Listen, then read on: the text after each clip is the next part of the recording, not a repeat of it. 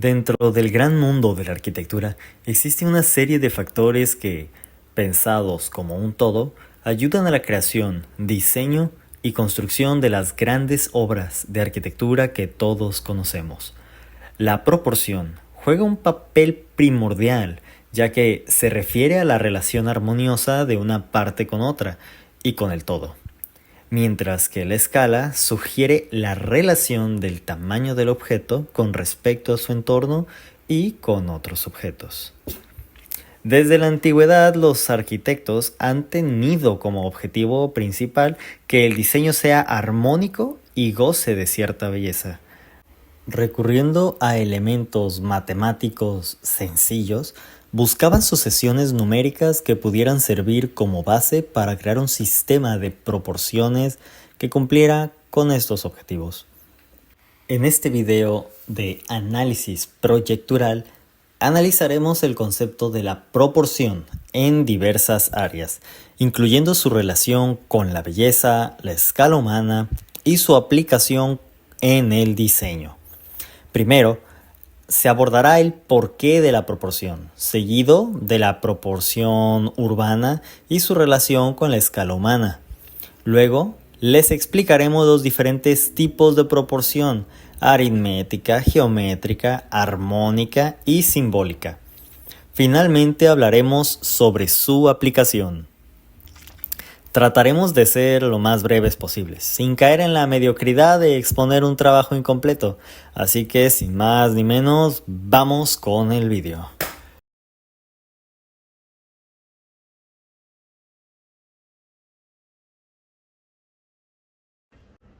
La proporción y el hombre son conceptos que han estado unidos desde los inicios de la arquitectura.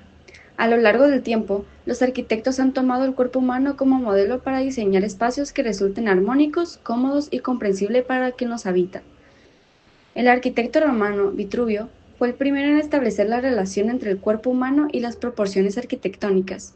Observó que las distintas partes del cuerpo guardan relaciones matemáticas precisas, y que éstas podían aplicarse al diseño de templos y edificios.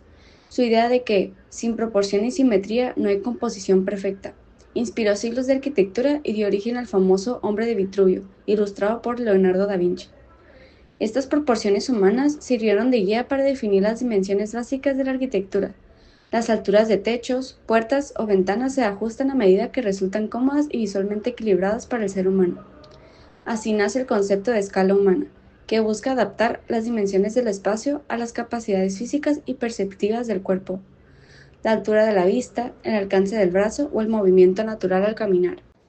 El porqué de la proporción en la arquitectura. La proporción en la arquitectura es uno de los elementos más importantes para lograr que una obra sea bella y equilibrada. Y, por supuesto, coherente, ¿no? No se trata de que nada más se vea bien, como todos lo conocemos, sino de que todas las partes de un edificio tengan una relación que es armoniosa entre sí. En otras palabras, para resumirlo, la proporción es lo que le da unidad y sentido a una construcción. ¿Y el por qué? Porque pues desde la antigüedad los arquitectos han buscado proporciones perfectas. Por ejemplo, los griegos creían que la belleza era una forma de expresar el orden del universo y que las matemáticas podían ayudarnos a conseguirla. Por eso usaban proporciones, por ejemplo, como el número áureo o la sección áurea. Y una relación que se permite en la naturaleza, en el cuerpo humano y en otras muchas obras de arte, ¿no? Gracias a eso, pues se construyeron muchos templos que hasta hoy siguen siendo un ejemplo de armonía visual y equilibrio.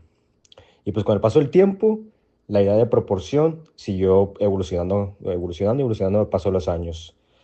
Por ejemplo, en el Renacimiento tuvimos varios arquitectos como Andrea Palladio que retomaron esos clásicos y los aplicaron de nuevo, combinando matemáticas, simetría y composición para lograr esa belleza y orden. Esa belleza y orden. Pero la proporción, hablando de la proporción otra vez, no solo es algo visual o estético, también tiene un impacto emocional y funcional sobre todo, ¿no? Un espacio bien proporcionado se siente cómodo, equilibrado y acogedor, que es lo más importante que buscamos. En cuanto a las proporciones, cuando las proporciones están mal, el lugar puede resultar incómodo o confuso. El cliente no puede estar a gusto, simplemente no te da buen ambiente estar ahí. aunque uno no sepa exactamente por qué pasa eso. Por eso la proporción también influye en cómo vivimos y sentimos los espacios. Y en la arquitectura moderna hay muchos estilos que rompieron las reglas, no nomás la proporción, porque la proporción no desapareció, simplemente se hizo de otra manera, reinterpretó. Un ejemplo, pues Le Corbusier, quien creó el modulor, un sistema basado en las medidas del cuerpo humano, buscando relación dimensiones humanas y las del espacio arquitectónico, ¿no? Él decía que debía ser la medida de todas las cosas y que las proporciones debían servir tanto para la estética como la comodidad. En resumen, la proporción es fundamental porque permite que una obra arquitectónica tenga unidad, belleza y coherencia, que es lo que hace que las partes se encajen entre sí, que el espacio sea habitable y que el conjunto de toda esa sensación de equilibrio y armonía nos ayude a lograr lo que queremos, ¿no? La proporción, en definitiva, pues es el puente entre lo técnico, lo artístico y entre lo funcional y emocional también. Por eso cuando hablamos de proporción, belleza, unidad, coherencia, armonía, que es este caso, en realidad hablamos pues de lo mismo, de cómo el arquitecto logra una idea, se convierte en un espacio que no solo se ve bien, sino que se siente bien. Esa es la magia de la arquitectura. Por otro lado, la proporción urbana y escala humana, cuando pensamos en una ciudad o en un espacio urbano, muchas veces nos fijamos en los edificios, ¿verdad? En las calles o en los parques, pero detrás de todo eso hay algo que define cómo lo vivimos y cómo lo sentimos.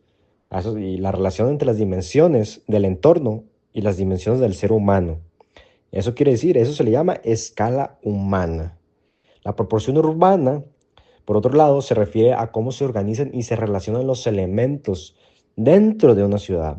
Los edificios, las calles, las plazas, las alturas, las distancias, todo eso crea una composición visual y espacial que puede hacer que una ciudad se sienta acogedora o por el contrario, abrumadora, que esté todo seco, que no haya áreas verdes, todo eso.